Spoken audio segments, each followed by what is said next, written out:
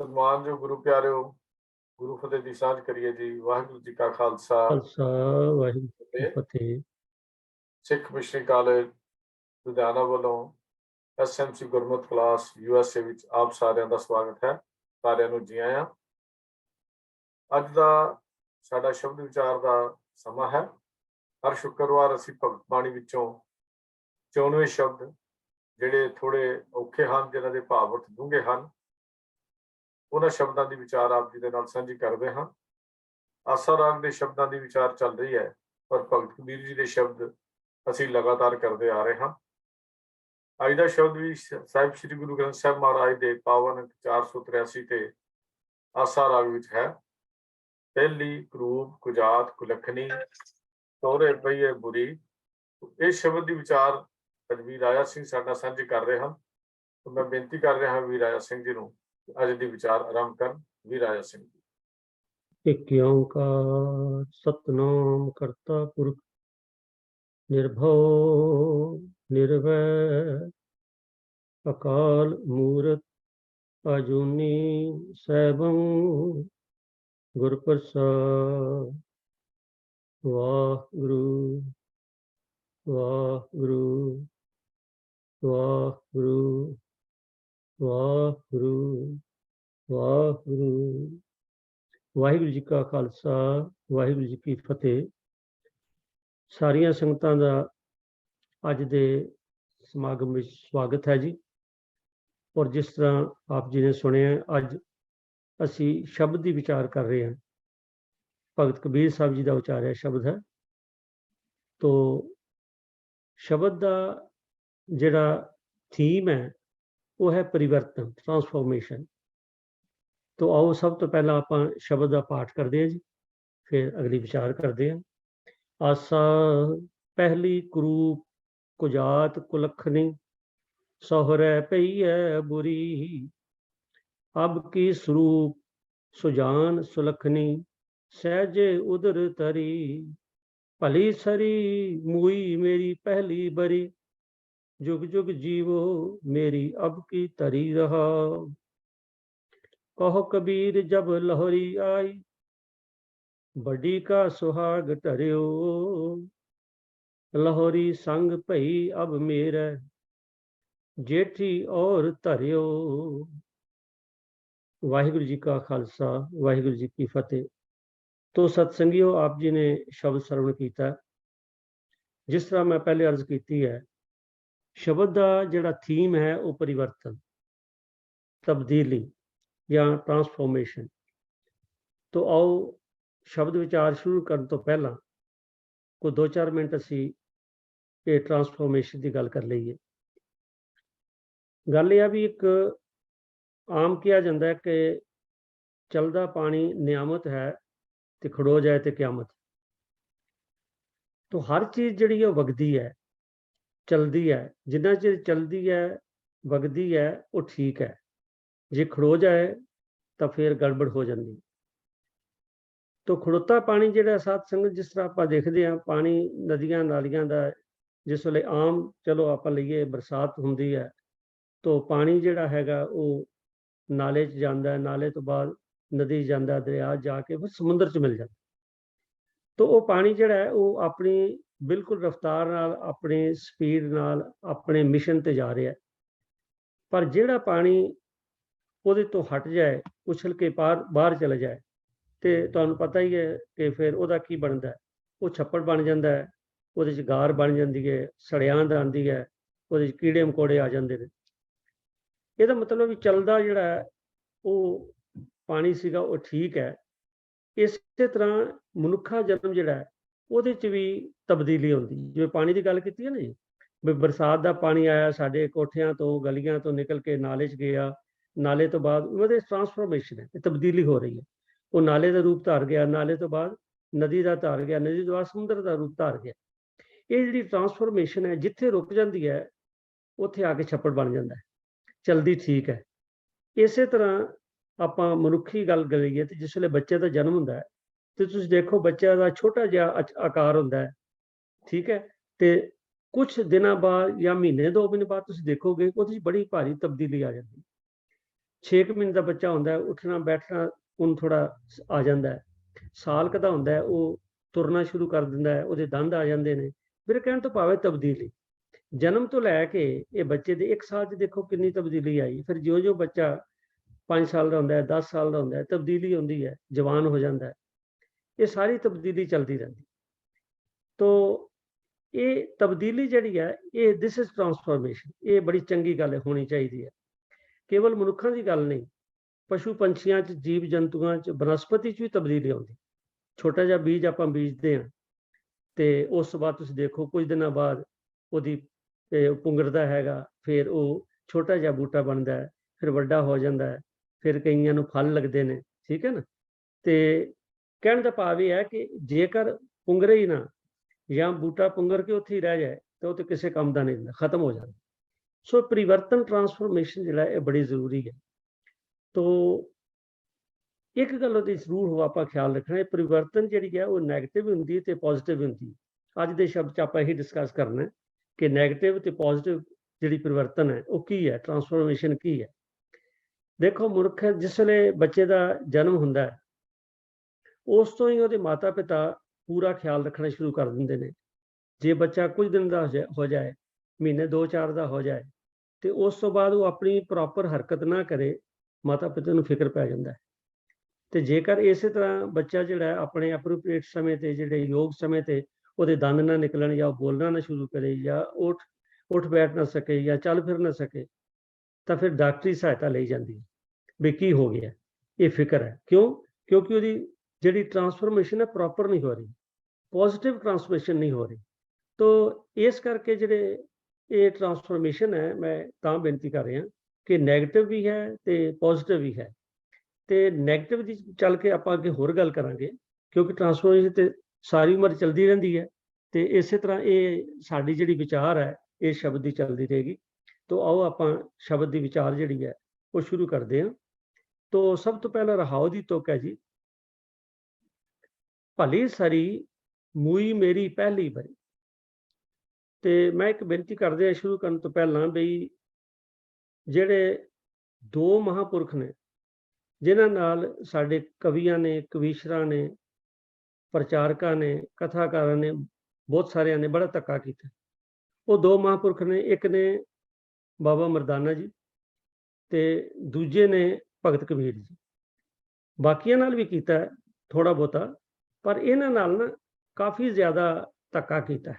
ਇਹ ਮੈਂ ਕਿਉਂ ਕਿਹਾ, ਤੁਸੀਂ ਦੇਖੋ ਨਾ, ਅਸੀਂ ਆਮ ਸੁਣਦੇ ਆਏ ਹਾਂ, ਉਹਦੇ ਕਵੀਸ਼ਰ ਲੋਕ, ਪ੍ਰਚਾਰਕ, ਕਥਾਕਾਰ ਸਾਰੇ ਨਹੀਂ, ਮਤਲਬ ਕੁਝ ਇਹ ਭਾਈ ਮਰਦਾਨਾ ਜੀ ਜਿਹੜਾ ਨੇ ਗੁਰੂ ਨਾਨਕ ਸਾਹਿਬ ਨਾਲ 50 ਸਾਲ ਦਾ ਜੀਵਨ ਬਤੀਤ ਕੀਤਾ। ਗੁਰੂ ਨਾਨਕ ਜਿਹੜਾ ਸ਼ਾਂਤੀ ਦਾ ਪੁੰਜ ਹੈ, ਜਿਹੜਾ ਸਾਰਿਆਂ ਸੁੱਖਾਂ ਦਾ ਸਮੁੰਦਰ ਹੈ, ਗੁਰੂ ਨਾਨਕ ਪਾਤਸ਼ਾਹ, ਉਹਦੇ ਨਾਲ ਜਿਹਨੇ 50 ਸਾਲ ਬਤੀਤ ਕੀਤੇ ਹੋਣ, ਉਹ ਤੇ ਬੰਦਾ ਬੜਾ ਸਬਰ ਵਾਲਾ ਹੋਏਗਾ, ਬੜੇ ਉੱਚੇ ਕਿਰਦਾਰ ਵਾਲਾ ਹੋਏਗਾ, ਉਹ 'ਚ ਬੜਾ ਜਰਨ ਸ਼ਕਤੀ ਹੋਏਗੀ। ਪਰ ਬਾਬਾ ਮਰਦਾਨਾ ਨਾਲ ਕਿਹੜੀਆਂ ਗੱਲਾਂ ਜੋੜੀਆਂ। ਕਦੀ ਉਹਨੂੰ ਭੁੱਖ ਲੱਗ ਜਾਂਦੀ ਹੈ, ਕਦੀ ਉਹਨੂੰ ਪਿਆਸ ਲੱਗ ਜਾਂਦੀ ਹੈ, ਕਦੀ ਉਹਨੂੰ ਮਠਿਆਈ ਚਾਹੀਦੀ ਹੈ, ਕਦੀ ਉਹ ਕਹਿੰਦਾ ਮੈਂ ਚੱਲਿਆ ਜੀ। ਤੇ ਇਹ ਸਾਰੀਆਂ ਗੱਲਾਂ ਜਿਹੜੀਆਂ ਨੇ, ਮੈਂ ਤਾਂ ਕਿਹਾ ਕਿ ਬੜਾ ਧੱਕਾ ਕੀਤਾ। ਇਸੇ ਤਰ੍ਹਾਂ ਕਬੀਰ ਸਾਹਿਬ ਜੀ ਨਾਲ ਵੀ ਬੜੀਆਂ ਕਹਾਣੀਆਂ ਜੁੜੀਆਂ ਨੇ।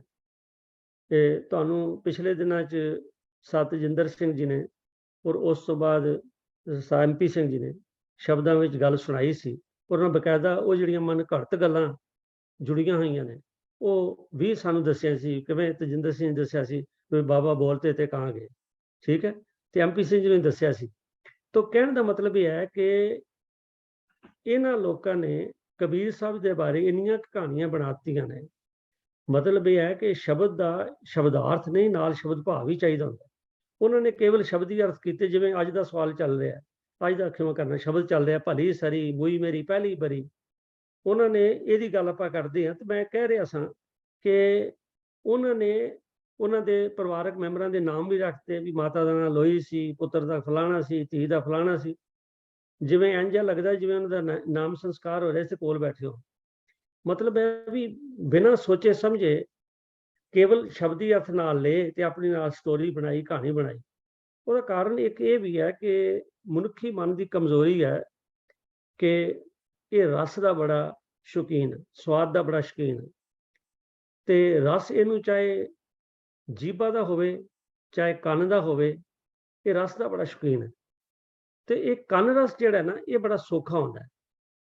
ਅਸਲ 'ਚ ਸਾਡਾ ਜਿਹੜਾ ਜ਼ਿੰਦਗੀ ਦਾ ਰਸ, ਉਹ ਤੇ ਆਤਮਿਕ ਰਸ ਹੈ, ਆਤਮ ਰਸ। ਆਤਮਿਕ ਰਸ ਤੇ ਪਹੁੰਚਣਾ ਤੇ ਬੜੀ ਔਖੀ ਗੱਲ ਹੈ, ਪਰ ਕੰਨ ਰਸ ਜਿਹੜਾ ਨਾ, ਇਹਦੇ ਅਸੀਂ ਬੜੇ ਮਤਲਬ ਹੈ ਸ਼ੁਦਾਈ ਹਾਂ। ਕੋਈ ਗੱਲ ਹੋਵੇ ਅਸੀਂ ਕੰਨ ਧਰ ਕੇ ਸੁਣਦੇ ਹਾਂ।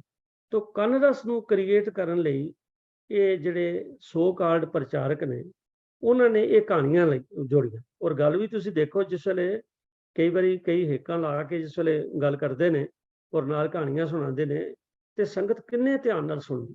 ਜਿਸ ਵੇਲੇ ਕਹਾਣੀ ਸੁਣਾਈ ਹੋਵੇ ਨਾ ਜੀ, ਸੁਣਾ ਰਹੇ ਹੋਵੇ ਪ੍ਰਚਾਰਕ, ਤੇ ਉਸ ਵੇਲੇ ਸਾਰਿਆਂ ਦੀ ਅਟੈਂਸ਼ਨ ਪੂਰੀ ਫੋਕਸਡ ਹੁੰਦੀ ਹੈ।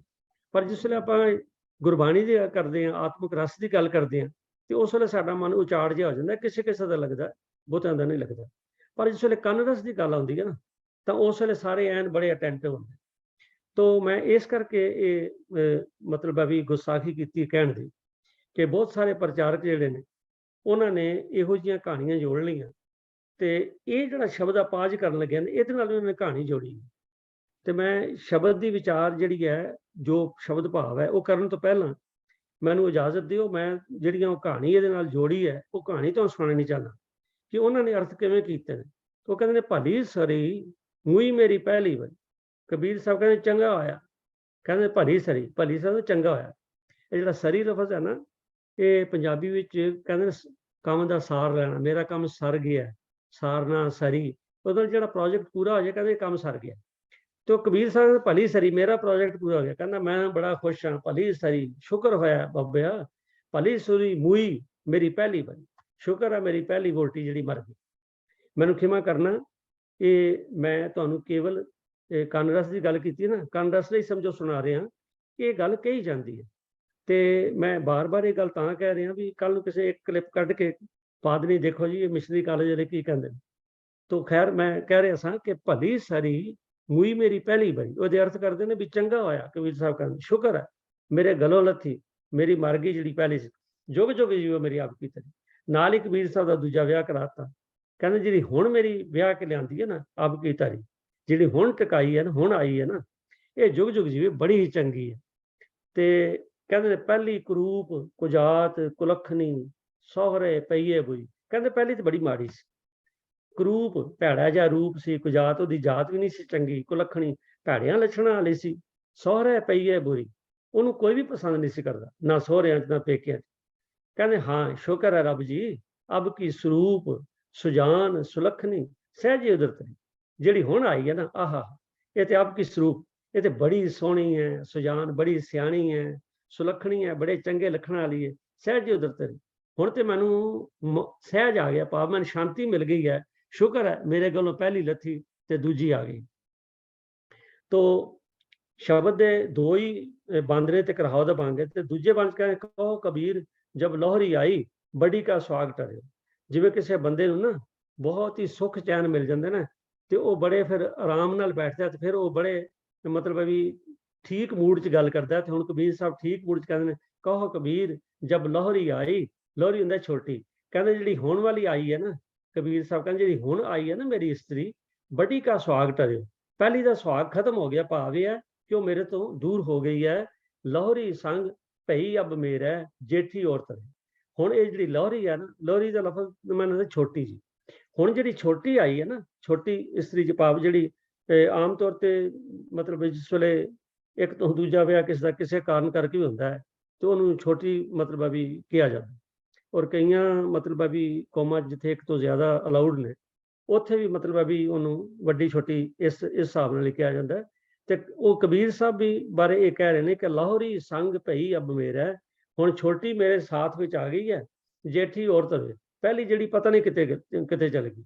ਹਾਲਾਂ ਪਹਿਲੇ ਉੱਪਰ ਉਹਨਾਂ ਨੇ ਕਿਹਾ ਕਿ ਭਲੀ ਸਰੀ ਮੂਈ ਮੇਰੀ ਪਹਿਲੀ ਵਾਰੀ, ਪਹਿਲੇ ਉਹਨੂੰ ਵਿਚਾਰੀ ਨੂੰ ਮਾਰਿਆ, ਤੇ ਹੁਣ ਇਸ ਲਈ ਇਹਦੇ ਅਰਥ ਕੀਤੇ ਉਹਨਾਂ ਨੇ, ਕਹਿੰਦੇ ਜੇਠੀ ਔਰਤ ਉਹ ਕਿਤੇ ਹੋਰ ਚਲ ਗਈ। ਤਾਂ ਮਤਲਬ ਗੱਲ ਕਨਫਿਊਜ਼ਡ ਹੈ।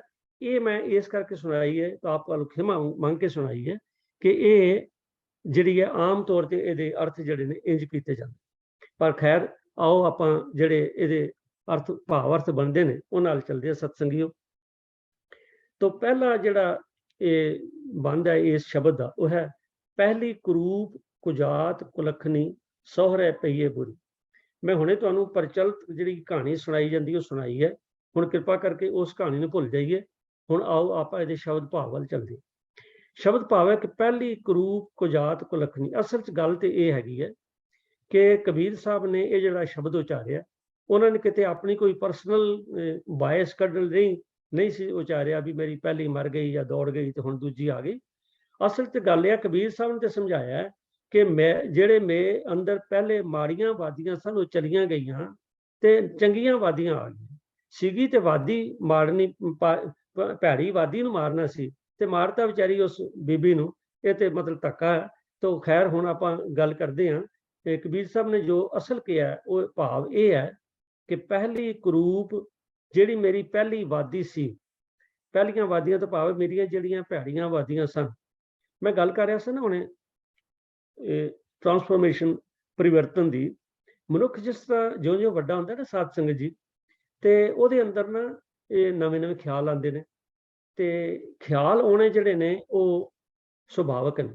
ਕੋਈ ਮਨੁੱਖ ਐਸਾ ਨਹੀਂ ਕਹਿ ਸਕਦਾ ਕਿ ਮੈਨੂੰ ਖਿਆਲ ਨਹੀਂ ਆਉਂਦਾ, ਤਾਂ ਖਿਆਲ ਆਉਂਦੇ ਨੇ ਤੇ ਉਹ ਡਿਪੈਂਡ ਕਰਦੇ ਨੇ ਕਿ ਸਾਡਾ ਕਿਹੋ ਜਿਹਾ ਮਾਹੌਲ ਹੈ, ਘਰ ਦਾ ਮਾਹੌਲ ਕੀ ਹੈ, ਆਲੇ ਦੁਆਲੇ ਦਾ ਮਾਹੌਲ ਕੀ ਹੈ, ਸਾਡੀਆਂ ਵਰਕਿੰਗ ਕੰਡੀਸ਼ਨਸ ਕੀ ਨੇ। ਉਹਨਾਂ ਦੇ ਮੁਤਾਬਕ ਸਾਡੇ ਨਾ ਖਿਆਲ ਸਾਡੇ ਅੰਦਰ ਆਉਂਦੇ ਨੇ। ਉਹ ਖਿਆਲ ਜਿਹੜੇ ਨੇ ਸਾਡੀਆਂ ਹੌਲੀ-ਹੌਲੀ ਕਰਕੇ ਆਦਤਾਂ ਬਣ ਜਾਂਦੀਆਂ ਨੇ। ਤੇ ਜੇ ਤੇ ਚੰਗਾ ਮਾਹੌਲ ਹੋਵੇ, ਠੀਕ ਹੈ ਜੀ, ਚੰਗਾ ਆਲਾ ਦੁਆਲਾ ਹੋਵੇ, ਚੰਗਾ ਸਾਡਾ ਵਰਕਿੰਗ ਕੰਡੀਸ਼ਨਸ ਹੋਣ, ਤੇ ਫਿਰ ਸਾਡੇ ਖਿਆਲ ਜਿਹੜੇ ਚੰਗੇ ਬਣ ਜਾਂਦੇ ਨੇ। ਤੇ ਜੇ ਆਲਾ ਦੁਆਲਾ ਮਾੜਾ ਹੋਵੇ, ਕੰਡੀਸ਼ਨਸ ਮਾੜੀਆਂ ਹੋਣ, ਤੇ ਫਿਰ ਸਾਡੀਆਂ ਆਦਤਾਂ ਵੀ ਮਾੜੀਆਂ ਬਣ ਜਾਂਦੀਆਂ। ਉਹ ਜਿਹੜੀਆਂ ਮਾੜੀਆਂ ਆਦਤਾਂ ਨੇ, ਮੈਂ ਪਹਿਲੇ ਕਿਹਾ ਸੀ ਕਿ ਟਰਾਂਸਫੋਰਮੇਸ਼ਨ ਦੋਨਾਂ ਤਰ੍ਹਾਂ ਦੀ, ਨੈਗੇਟਿਵ ਐਂਡ ਪੋਜ਼ਿਟਿਵ। ਇਹ ਨੈਗੇਟਿਵ ਹੈ ਕਿ ਜਿਸ ਵੇਲੇ ਸਾਡੇ ਅੰਦਰ ਮਾੜੇ ਖਿਆਲ ਜਾਂਦੇ, ਜਿਸ ਵੇਲੇ ਅਸੀਂ ਮਾੜਿਆਂ ਨਾਲ, ਤਦੇ ਕਹਿੰਦੇ ਨਾ ਸੰਗ ਡੋਬੇ, ਸੰਗ ਤਾਰੇ ਕੁਸੰਗ ਡੋਬੇ। ਭੈੜਿਆਂ ਲੋਕਾਂ 'ਚ ਨਹੀਂ, ਕੁਸੰਗੀਆਂ 'ਚ ਨਹੀਂ ਬੈਠਣਾ ਚਾਹੀਦਾ। ਔਰ ਕਬੀਰ ਸਾਹਿਬ ਦੇ ਸ਼ਬਦ ਵੀ ਨੇ, ਕਿਉਂਕਿ ਹੁਣ ਸਮਾਂ ਉਹਨਾਂ ਨਹੀਂ ਮੈਂ ਉਹਨਾਂ ਦਾ ਵਿੱਚ ਵਿਚਾਰ ਕਰ ਸਕਾਂ, ਜਿਹਦੇ 'ਚ ਉਹਨਾਂ ਨੇ ਸਾਨੂੰ ਖਬਰਦਾਰ ਕੀਤਾ ਹੈ ਕਿ ਕੁਸੰਗੀ ਕੋਲ, ਭਾਵ ਭੈੜਿਆਂ ਲੋਕਾਂ ਕੋਲ, ਸਾਕਤ ਕੋਲ ਨਹੀਂ ਬੈਠਣਾ। ਤੋ ਕਿਉਂਕਿ ਜਿਸ ਵੇਲੇ ਉਹਨਾਂ ਕੋਲ ਬਹਿੰਦੇ ਹਾਂ, ਨੈਚੁਰਲੀ ਜ਼ਰੂਰੀ ਗੱਲ ਹੈ। ਹਾਂ, ਕੋਈ ਵਿਰਲੇ ਛੱਡ ਦਿਓ ਜਿਨ੍ਹਾਂ ਦਾ ਬਹੁਤ ਹੀ ਆਪਣੇ ਮਨ ਤੇ ਕੰਟਰੋਲ ਹੈ, ਜਿਹੜੇ ਬੜੇ ਹੀ ਉੱਚੇ ਜੀਵਨ ਦੇ ਨੇ, ਜਿਹੜੇ ਦਰਵੇਸ਼ ਲੋਕ ਨੇ, ਉਹਨਾਂ ਨੂੰ ਛੱਡ ਕੇ ਜਿਹੜੇ ਆਮ ਸਾਡੇ ਵਰਗੇ ਲੋਕ ਨੇ ਨਾ ਜੀ, ਉਹ ਜਿਸ ਵੇਲੇ ਜਿਨ੍ਹਾਂ ਨਾਲ ਬੈਠਦੇ ਨੇ ਉਹਨਾਂ ਦਾ ਪ੍ਰਭਾਵ ਕਬੂਲ ਕਰ ਲੈਂਦੇ ਨੇ ਔਰ ਪੈਣਾ ਵੀ ਲਾਜ਼ਮੀ। ਤੇ ਹੁੰਦਾ ਕੀ ਹੈ ਕਿ ਜਿਸ ਵੇਲੇ ਉਹ ਜਿਹੜੇ ਮਾੜੇ ਖਿਆਲ ਸਾਡੇ ਆਲੇ ਦੁਆਲੇ ਹੁੰਦੇ ਨਾ, ਉਹਦੇ ਮੁਤਾਬਕ ਸਾਡੀਆਂ ਮਾੜੀਆਂ ਆਦਤਾਂ ਬਣ ਜਾਂਦੀਆਂ ਨੇ। ਕਦੀ ਅਸੀਂ ਝੂਠ ਬੋਲਣ ਲੱਗ ਪੈਂਦੇ ਹਾਂ, ਕਈ ਨਸ਼ਿਆਂ ਵੱਲ ਤੁਰ ਜਾਂਦੇ ਨੇ, ਨਿੰਦਿਆ ਤੇ ਆਮ ਗੱਲ ਹੈ, ਚੁਗਲੀ ਤੇ ਆਮ ਗੱਲ ਹੈ, ਫਿਰ ਕਿਸੇ ਦੀ ਗੱਲ ਵਧਾ ਕੇ ਦੱਸਣੀ, ਕਿਸੇ ਦੀ ਘਟਾ ਕੇ ਦੱਸਣੀ, ਫਿਰ ਕੰਪੀਟੀਸ਼ਨ, ਅਨਨੈਸੈਸਰੀ, ਕਿਸੇ ਨੂੰ ਕ੍ਰਿਟਿਸਾਈਜ਼ ਕਰਨਾ। ਇਹ ਸਾਰੀਆਂ ਬੜੀਆਂ ਭੈੜੀਆਂ ਆਦਤਾਂ ਨੇ। ਇਹ ਜਿੰਨੀਆਂ ਮਰਜ਼ੀ ਆਪਾਂ ਗਿਣ ਲਈਏ, ਸਾਡੇ 'ਚ ਬਥੇਰੀਆਂ ਹੈਗੀਆਂ ਜਿਹੜੀਆਂ ਭੈੜੀਆਂ ਆਦਤਾਂ ਨੇ, ਸਾਡੇ 'ਚ ਘੱਟ ਨਹੀਂ। ਜਿਸ ਵੇਲੇ ਮਰਜ਼ੀ ਆਪਾਂ ਬਹਿ ਕੇ ਲਿਸਟ ਬਣਾ ਸਕਦੇ ਹਾਂ। ਤਾਂ ਕਬੀਰ ਸਾਹਿਬ ਕਹਿ ਰਹੇ ਨੇ ਉਹ ਜਿਹੜੀਆਂ ਪਹਿਲੀਆਂ ਭੈੜੀਆਂ ਆਦਤਾਂ ਸਨ, ਉਹ ਪਹਿਲੀ ਕਰੂਪ ਕੁਜਾਤ ਕੁਲੱਖਣੀ, ਸਹੁਰੇ ਪਈ ਹੈ ਬੁਰੀ। ਹੁਣ ਇੱਥੇ ਕਰੂਪ ਦਾ ਮਤਲਬ ਇਹ ਹੈ ਕਿ ਜਿਵੇਂ ਉਹ ਪ੍ਰਚਲਿਤ ਕਹਾਣੀਕਾਰਾਂ ਨੇ ਕੀਤੀ ਨਾ, ਉਹਨਾਂ ਨੇ ਕਹਿ ਦਿੱਤਾ ਜੀ ਸ਼ਕਲ ਮਾੜੀ ਸੀ। ਤੇ ਇੱਥੇ ਕਰੂਪ ਦਾ ਮਾਨਾ ਇਹ ਠੀਕ ਹੈ ਕਿ ਕਰੂਪ ਦਾ ਅਰਥ ਜਿਹੜਾ ਰੂਪ ਤੋਂ ਉਲਟ ਹੈ। ਰੂਪ ਹੁੰਦਾ ਸੁੰਦਰ ਤੇ ਕਰੂਪ ਹੁੰਦਾ ਜਿਹੜਾ ਸੁੰਦਰ ਨਾ ਹੋਵੇ। ਪਰੰਤੂ ਆਪਾਂ ਕਰੂਪ ਕਿਹਨੂੰ ਕਹਿ ਸਕਦੇ? ਮੈਂ ਇੱਥੇ ਇੱਕ ਬੇਨਤੀ ਕਰਨੀ ਚਾਹੁੰਦਾ ਸਾਧ ਸੰਗਤ ਜੀ, ਸਾਰਾ ਸੰਸਾਰ ਵਾਹਿਗੁਰੂ ਨੇ ਪੈਦਾ ਕੀਤਾ। ਅਸੀਂ ਇਸ ਗੱਲ ਨੂੰ ਮੰਨਦੇ ਹਾਂ ਕਿ ਸਾਰਾ ਸੰਸਾਰ ਜਿਹੜਾ ਹੈ ਉਹ ਵਾਹਿਗੁਰੂ ਦੇ ਹੀ ਬੱਚੇ ਹਨ। ਮੈਂ ਵੀ ਹਾਂ, ਤੁਸੀਂ ਵੀ ਹਾਂ, ਸਾਰਾ ਸੰਸਾਰ ਹੀ ਵਾਹਿਗੁਰੂ ਦੇ ਬੱਚੇ ਨੇ। ਜੇ ਵਾਹਿਗੁਰੂ ਪੈਦਾ ਕਰਨ ਵਾਲਾ ਹੈ ਤੇ ਵਾਹਿਗੁਰੂ ਨੇ ਹੀ ਸਾਨੂੰ ਸਾਡਾ ਇਹ ਜਿਹੜੀ ਸਰੀਰ ਹੈ ਉਹ ਦਿੱਤਾ। ਤੇ ਕਿਹੋ ਜਿਹਾ ਸਰੀਰ? ਦੇਖੋ ਤੁਸੀਂ, ਸਾਰੇ ਸੰਸਾਰ ਵਿੱਚ ਇੱਕ ਦਾ ਸਰੀਰ ਦੂਜੇ ਨਾਲ ਨਹੀਂ ਮਿਲਦਾ, ਇੱਕ ਦੀ ਸ਼ਕਲ ਦੂਜੇ ਨਾਲ ਨਹੀਂ ਮਿਲਦੀ, ਇੱਕ ਦੀ ਅਕਲ ਦੂਜੇ ਨਾਲ ਨਹੀਂ ਮਿਲਦੀ। ਵਾਹਿਗੁਰੂ ਦਾ ਇੱਕ ਬੜਾ ਵੱਡਾ ਖੇਲ ਹੈ। ਤੋ ਇਹਦੇ ਆਪਾਂ ਅੰਤ ਨਹੀਂ ਪਾ ਸਕਦੇ। ਪਰ ਇੱਕ ਗੱਲ ਬੜੀ ਪੱਕੀ ਸਮਝਣੀ ਚਾਹੀਦੀ ਹੈ ਕਿ ਜੇ ਸਾਰਾ ਕੁਝ ਵਾਹਿਗੁਰੂ ਦਾ ਬਣਾਇਆ, ਆਪਾਂ ਇਹ ਵੀ ਮੰਨਦੇ ਹਾਂ ਕਿ ਵਾਹਿਗੁਰੂ ਬਹੁਤ ਵਧੀਆ, ਵਾਹਿਗੁਰੂ ਤੇ ਬੜਾ ਚੰਗਾ ਹੈ, ਵਾਹਿਗੁਰੂ ਬੜਾ ਇਨਸਾਫ ਪਸੰਦ ਹੈ। ਉਹ ਕਿਸੇ ਨਾਲ ਧੱਕਾ ਵੀ ਨਹੀਂ ਕਰਦਾ, ਕਿਸੇ ਨਾਲ ਵਾਧਾ ਘਾਟਾ ਵੀ ਨਹੀਂ ਕਰਦਾ। ਉਹਨੂੰ ਸਾਰੇ ਬੱਚੇ ਬਰਾਬਰ ਨੇ, ਸਾਰਾ ਸੰਸਾਰ ਬਰਾਬਰ ਹੈ। ਤੇ ਜੇ ਸਾਰਾ ਸੰਸਾਰ ਬਰਾਬਰ ਹੈ ਤੇ ਵਾਹਿਗੁਰੂ ਨੂੰ ਕੀ ਲੋੜ ਪਈ ਸੀ ਵੀ ਕਿਸੇ ਨੂੰ ਸਰੂਪ ਸੁੰਦਰ ਬਣਾ ਦਿੰਦਾ ਤੇ ਕਿਸੇ ਨੂੰ ਬਦਸ਼ਕਲ ਬਣਾ ਦਿੰਦਾ? ਨਹੀਂ, ਇਹ ਸਾਥਨ ਸਾਡਾ ਆਪਣੀ ਮਾੜੀ ਸੋਚਣੀ ਹੈ। ਕੋਈ ਬੰਦਾ ਬਦਸ਼ਕਲ ਨਹੀਂ ਹੈ, ਕੋਈ ਬੰਦਾ ਬਦਸ਼ਕਲ ਨਹੀਂ। ਵਾਹਿਗੁਰੂ ਜਿਹੜਾ ਇਜ਼ ਅ ਗ੍ਰੇਟ ਆਰਟਿਸਟ, ਇਹ ਉਹਦੀਆਂ ਸ਼ਕਲਾਂ ਬਣਾਈਆਂ ਨੇ। ਇਹ ਉਹਦੀ ਸ਼ਕਲ ਬਣਾਈ, ਉਹਦੇ ਤੇ ਅਗਰ ਅੱਜ ਅਸੀਂ ਇਤਰਾਜ਼ ਕਰੀਏ, ਕਿਸੇ ਨੂੰ ਕਹਿ ਦੀ ਲੈ ਇਹਦੀ ਸ਼ਕਲ ਕਿਹੋ ਜਿਹੀ ਹੈ, ਇਹਦਾ ਮਤਲਬ ਹੈ ਕਿ ਅਸੀਂ ਰੱਬ ਦੀ ਕਾਰੀਗਰੀ ਨੂੰ ਚੈਲੰਜ ਕਰ ਰਹੇ। ਕਿੱਡਾ ਵੱਡਾ ਪਾਪ ਹੈ, ਕਿੱਡੀ ਵੱਡੀ ਮਾੜੀ ਗੱਲ ਹੈ। ਸੋ ਇਸ ਕਰਕੇ ਭੁੱਲ ਕੇ ਵੀ ਕਦੀ ਨਾ ਕਹੀਏ ਵੀ ਇਹਦੀ ਸ਼ਕਲ ਕੀ ਹੈ। ਹਾਲਾਂ ਮੈਨੂੰ ਖਿਮਾ ਕਰਨਾ, ਆਮ ਤੌਰ ਤੇ ਸਾਡੇ 'ਚ ਗੱਲ ਜਿਹੜੀ ਆਮ ਹੀ ਹੈ, ਅਸੀਂ ਕੰਪੈਰੀਜ਼ਨ ਕਰਦੇ ਰਹਿ, ਲਓ ਜੀ ਉਹ ਤੇ ਬੜਾ ਹੀ ਖੂਬਸੂਰਤ ਹੈ ਜੀ, ਉਹ ਤੇ ਘੱਟ ਹੈ ਜੀ, ਫਲਾਣਾ ਜੀ। ਨਹੀਂ, ਇਸ ਕਰਕੇ ਕਰੂਪ ਵਾਲੀ ਗੱਲ ਜਿਹੜੀ ਹੈ ਉਹ ਇਹ ਨਹੀਂ। ਕਰੂਪ ਵਾਲੀ ਗੱਲ ਹਾਂ, ਗੁਰਬਾਣੀ ਨੇ ਬਿਲਕੁਲ ਦਰੁਸਤ ਦੱਸਿਆ ਹੈ। ਬਾਬਾ ਫਰੀਦ ਕਹਿੰਦੇ, ਫਰੀਦਾ ਤਿੰਨਾਂ ਮੁਖ ਡਰਾਵਣੇ, ਜਿਨ੍ਹਾਂ ਵਸਾਰਿਓ ਨਾਉ, ਇੱਥੇ ਦੁੱਖ ਘਨੇਰਿਆ, ਅੱਗੇ ਠੌਰ ਨਾ ਠਾਉ। ਹਾਂ, ਫਰੀਦ ਸਾਹਿਬ ਕਹਿੰਦੇ ਨੇ ਕਿ ਹਾਂ, ਉਹਨਾਂ ਦੇ ਮੁਖ ਡਰਾਉਣੇ ਨੇ, ਭੈੜੇ ਨੇ, ਬਦਸ਼ਕਲ ਨੇ। ਕਿਹੜੇ? ਜਿਨ੍ਹਾਂ ਨੇ ਰੱਬ ਨੂੰ ਵਿਸਾਰਤਾ। ਕਿਉਂ? ਜਿਸ ਰੱਬ ਨੇ ਉਹਨਾਂ ਨੂੰ ਪੈਦਾ ਕੀਤਾ, ਜਿਹੜਾ ਰੱਬ ਉਹਨਾਂ ਨੂੰ ਸਾਹ ਦੇ ਰਿਹਾ, ਜਿਹੜਾ ਰੱਬ ਉਹਨਾਂ ਨੂੰ ਸਭ ਕੁਝ ਦੇ ਰਿਹਾ, ਮੈਨੂੰ ਸਭ ਕੁਝ ਮੈਨੂੰ ਵਾਹਿਗੁਰੂ ਨੇ ਪੈਦਾ ਕੀਤਾ, ਮੈਨੂੰ ਸਵਾਸ ਦੇ ਰਿਹਾ, ਸਭ ਕੁਝ ਦੇ ਰਿਹਾ, ਤੇ ਫਿਰ ਜੇਕਰ ਮੈਂ ਰੱਬ ਨੂੰ ਭੁੱਲ ਜਾਵਾਂਗਾ ਤੇ ਮੈਂ ਕਿੱਡਾ ਬਦਸ਼ਕਲ ਹਾਂ, ਕਿੱਡੀ ਮਾੜੀ ਗੱਲ। ਸੋ ਸ਼ਕਲ ਬਦਸ਼ਕਲ ਦੀ ਜਿਹੜੀ ਗੱਲ ਹੈ, ਸਾਧ ਸੰਗਤ ਜੀ ਖਿਮਾ ਕਰਨਾ, ਉਹ ਜਿਹੜੀ ਅਸੀਂ ਆਪੀ ਅਪੀਅਰੈਂਸ ਤੋਂ ਲਾਉਂਦੇ ਉਹ ਨਹੀਂ ਹੈ। ਅਸਲ 'ਚ ਜਿਹੜੇ ਰੱਬ ਨੂੰ ਭੁੱਲ ਜਾਂਦੇ ਨੇ ਉਹਨਾਂ ਨੂੰ ਬਾਣੀ 'ਚ ਕਰੂਪ ਕਿਹਾ ਹੈ। ਤੋ ਕਬੀਰ ਸਾਹਿਬ ਕਹਿੰਦੇ ਕਿ ਪਹਿਲੀ ਕਰੂਪ, ਇਹ ਜਿਹੜੀਆਂ ਮੇਰੀਆਂ ਪਹਿਲੀਆਂ ਵਾਦੀਆਂ ਸਨ, ਵੀ ਕਦੀ ਕਿਸੇ ਨੂੰ ਕੁਝ ਕਹਿਣਾ, ਕਦੀ ਕਿਸੇ ਨੂੰ ਮੰਜਾ ਕਹਿਣਾ, ਕਿਸੇ ਨੂੰ ਚੰਗਾ ਕਹਿ ਦੇਣਾ, ਉਹ ਪਹਿਲੀ ਇਹ ਮੇਰੀ ਆਦਤ ਸੀ। ਪਹਿਲੀ ਕਰੂਪ, ਕੁਜਾਤ। ਹੁਣ ਜਿਸ ਤਰ੍ਹਾਂ ਕਰੂਪ ਰੂਪ ਤੋਂ ਕਰੂਪ ਹੈ ਨਾ, ਇਸ ਤਰ੍ਹਾਂ ਜਾਤ ਤੋਂ ਕੁਜਾਤ ਹੈ। ਜਾਤ ਤੇ ਕੁਜਾਤ। ਕੁਜਾਤ ਦਾ ਮਤਲਬ ਹੈ ਵੀ ਨੀਵੀਂ ਜਾਤ, ਲੋ ਸੋਸ਼ਲ ਸਟੇਟਸ, ਛੋਟੀ ਜਾਤ। ਹੁਣ ਜਾਤ ਦੀ ਗੱਲ ਕਰੀਏ, ਇਹ ਠੀਕ ਹੈ ਕਿ ਜਾਤ ਦਾ ਤੇ ਬੜਾ ਤਗੜਾ ਅੱਜ ਮਤਲਬ ਹੈ ਵੀ ਡੰਕਾ ਵੱਜ ਰਿਹਾ। ਆਪਾਂ ਕਹਿ ਤੇ ਦਿੰਦੇ ਹਾਂ ਵੀ ਠੀਕ ਹੈ ਜੀ, ਇਹ 4 ਜਾਤਾਂ ਬਣਾਈਆਂ ਮਨੁ ਸਮ੍ਰਿਤੀ ਅਨੁਸਾਰ, ਪਰ ਮੈਨੂੰ ਖਿਮਾ ਕਰਨਾ ਵੀ ਅੱਜ ਆਪਾਂ ਜਿਹੜੇ ਸੋ ਕਾਲਡ ਸਿੱਖ ਹਾਂ, ਕਿਆ ਸਾਡੇ 'ਚ ਜਾਤਾਂ ਨਹੀਂ ਹੈਗੀਆਂ? ਕੀ ਅਸੀਂ ਇਹਨਾਂ ਗੱਲਾਂ ਦਾ ਖਿਆਲ ਨਹੀਂ ਕਰਦੇ? ਬਿਲਕੁਲ ਖਿਆਲ ਕਰਦੇ ਹਾਂ। ਉਹ ਇਸ ਵੇਲੇ ਮੇਰਾ ਵਿਸ਼ਾ ਨਹੀਂ ਹੈ, ਮੈਂ ਕਰਾਂ, ਪਰ ਇੱਕ ਗੱਲ ਬੜੀ ਪੱਕੀ ਹੈ ਕਿ ਮਨੁੱਖ ਦੀ ਜਾਤ ਹੈ, ਪਰ 4 ਨਹੀਂ ਹੈਗੀਆਂ। ਜਾਤ ਹੈ ਪਰ 2 ਨੇ, ਇੱਕ ਉੱਚੀ ਜਾਤ, ਇੱਕ ਨੀਵੀਂ ਜਾਤ। ਉੱਚੀ ਜਾਤ ਕਿਹੜੀ ਹੈ?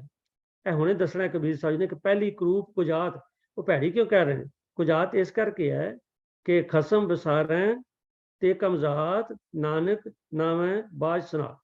ਜਿਹੜੇ ਰੱਬ ਨੂੰ ਭੁੱਲ ਜਾਂਦੇ ਨੇ ਉਹਨਾਂ ਦੀ ਜਾਤ ਮਾੜੀ ਹੈ, ਤੇ ਜਿਹੜੇ ਰੱਬ ਨੂੰ ਯਾਦ ਰੱਖਦੇ ਨੇ ਉਹਨਾਂ ਦੀ ਜਾਤ ਬੜੀ ਉੱਚੀ ਹੈ। ਸੁਣੋ, ਗੁਰੂ ਅਰਜਨ ਸਾਹਿਬ ਜੀ ਦਾ ਇਹ ਸ਼ਬਦ ਆਪਾਂ ਬੜੀ ਵਾਰੀ ਸੁਣਿਆ, ਗੋਬਿੰਦ ਗੋਬਿੰਦ ਗੋਬਿੰਦ ਸੰਗ, ਨਾਮ ਦਿਓ ਮਨ ਲੀਣਾ, ਆੜ ਦਾਮ ਕੋ ਛਿਪਰੋ ਹੋਇ ਲਖੀਣਾ, ਬੁਨਨਾ ਤੰਨਾ ਤਿਆਗ ਕੇ ਪ੍ਰੀਤ ਚਰਨ ਕਬੀਰਾ, ਨੀਚ ਕੁਲਾ ਜੁਲਹਾਰਾ, ਕੀ ਹੋ ਗਿਆ ਭਇਓ ਗੁਣੀ ਗਹੀਰਾ, ਰਵਿਦਾਸ ਢਵੰਤਾ ਢੋਰ ਨੀਤ। ਇਹ ਛੋਟੀਆਂ ਜਾਤਾਂ ਆਪਾਂ ਇਹਨਾਂ ਨੂੰ ਕਹਿੰਦੇ ਹਾਂ, ਤੇ ਦੇਖੋ ਗੁਰਬਾਣੀ ਕੀ ਕਹਿੰਦੀ, ਰਵਿਦਾਸ ਢਵੰਤਾ ਢੋਰ ਨੀਤ। ਲੋਕੀ ਤੇ ਕਹਿੰਦੇ ਸੀਗੇ ਵੀ ਚਮਾਰ ਹੈ ਜੀ, ਰਵਿਦਾਸ ਢਵੰਤਾ ਢੋਰ ਨੀਤ। ਅੱਜ ਵੀ ਲੋਕੀ ਇਹ ਲਫ਼ਜ਼ ਵਰਤਦੇ ਨੇ, ਚਮਾਰ। ਪਰ ਦੇਖੋ ਬਾਣੀ ਸਾਨੂੰ ਕੀ ਕਹਿੰਦੀ, ਉਹ ਬਾਣੀ ਮੰਨਣ ਵਾਲਿਓ, ਕਿਰਪਾ ਕਰਕੇ ਆਪਣੇ ਮਨ ਨੂੰ ਆਪਾਂ ਸਾਫ਼ ਕਰੀਏ। ਰਵਿਦਾਸ ਢਵੰਤਾ ਢੋਰ ਨੀਤ, ਤਿਨ ਤਿਆਗੀ ਮਾਇਆ, ਪ੍ਰਗਟ ਹੋਆ ਸਾਧ ਸੰਗ, ਤਿਨ ਦਰਸ਼ਨ ਪਾਇਆ। ਸੈਣ ਨਾਈ ਬੁਤਕਾਰੀਆ, ਇਹ ਵੀ ਛੋਟੀ ਜਾਤ ਗਿਣਦੇ ਨਾਈਆਂ ਦੀ।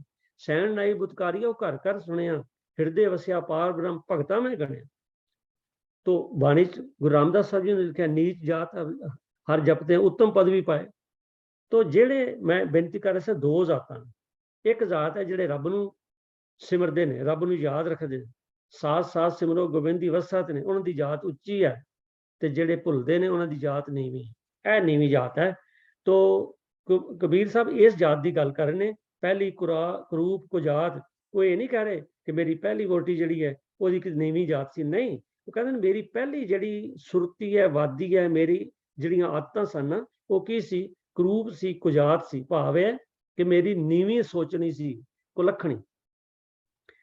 ਜਿਸ ਅਸਲ 'ਚ ਕਰੂਪ ਕੁਜਾਤ ਤੇ ਕੁਲੱਖਣੀ ਨਾ ਇਹ ਮਿਲਦੇ ਜੁਲਦੇ ਸ਼ਬਦ ਹੀ ਨੇ, ਇਹਦਾ ਫਰਕ ਨਹੀਂ ਹੈ ਬਹੁਤਾ। ਤੇ ਕੁਲੱਖਣੀ ਵੀ ਭੈੜੇ ਲੱਛਣਾਂ ਵਾਲੀ। ਜਿਵੇਂ ਕਈਆਂ ਲੋਕਾਂ ਦੀ ਆਦਤ ਹੁੰਦੀ ਹੈ, ਜਿਵੇਂ ਪਹਿਲੇ ਕਿਹਾ ਵੀ ਅਨਨੈਸੈਸਰੀ ਕਿਸੇ ਨੂੰ ਕ੍ਰਿਟਿਸਾਈਜ਼ ਕਰੀ ਜਾਣਾ, ਜਾਂ ਕਿਸੇ ਨੂੰ ਨਿੰਦਣਾ, ਤੇ ਜਾਂ ਹੋਰ ਕਈ ਮਤਲਬ ਮਾੜੀਆਂ ਗੱਲਾਂ। ਭਾਵੇਂ ਜਿਹੜੀਆਂ ਮਾੜੀਆਂ ਵਾਦੀਆਂ ਨੇ ਉਹਨਾਂ ਨੂੰ ਆਪਾਂ ਕੁਲੱਖਣਾ ਕਹਿੰਦੇ। ਲੱਖਣ ਤੇ ਕੁਲੱਖਣ 2 ਲਫ਼ਜ਼ ਨੇ ਜੀ। ਚੰਗੇ ਨੂੰ ਲੱਖਣ ਕਹਿੰਦੇ ਨੇ ਜਾਂ ਸੁਲੱਖਣ ਕਹਿੰਦੇ ਨੇ, ਤੇ ਮਾੜੇ ਨੂੰ ਕੁਲੱਖਣ ਕਹਿੰਦੇ ਨੇ। ਤੋ ਕਹਿਣ ਦਾ ਮਤਲਬ ਹੈ, ਮੈਂ ਸ਼ਾਰਟ ਕਰਾਂ, ਕਿ ਆਦਤਾਂ। ਉਹ ਕਹਿੰਦੇ ਪਹਿਲੀ ਕਰੂਪ ਕੁਜਾਤ ਕੁਲੱਖਣੀ, ਕੁਲੱਖਣੀ ਦਾ ਮਤਲਬ ਜੇ ਭੈੜੀਆਂ ਆਦਤਾਂ ਸਨ ਤੇ ਸਹੁਰੇ ਪਈ ਹੈ ਬੁਰੀ, ਇਸ ਕਰਕੇ ਸਹੁਰੇ ਪਈ ਤਾਂ ਮਤਲਬ ਜਿਹੜੇ ਸੋ ਕਾਲ ਸਹੁਰੇ ਪਈ ਹੁੰਦੇ ਇਨ ਲਾਜ਼, ਉਹਨਾਂ ਦੀ ਗੱਲ ਨਹੀਂ ਹੈ ਇੱਥੇ। ਸਹੁਰੇ ਪਈਏ ਦਾ ਮਤਲਬ ਇਹ ਹੈ, ਦੇਖੋ ਇਸ ਤਰ੍ਹਾਂ ਨਾ ਬਈ ਆਮ ਤੌਰ ਤੇ ਕਿਹਾ ਜਾਂਦਾ ਵੀ ਇੱਕ ਸਹੁਰਾ ਘਰ ਤੇ ਇੱਕ ਪੇਕਾ ਘਰ, ਭਾਵ ਐਵਰੀਵੇਅਰ। ਇਹ ਸਹੁਰੇ ਪਈਏ ਦਾ ਮਤਲਬ ਐਵਰੀਵੇਅਰ ਹੈ, ਹਰ ਥਾਂ ਤੇ ਹੈ।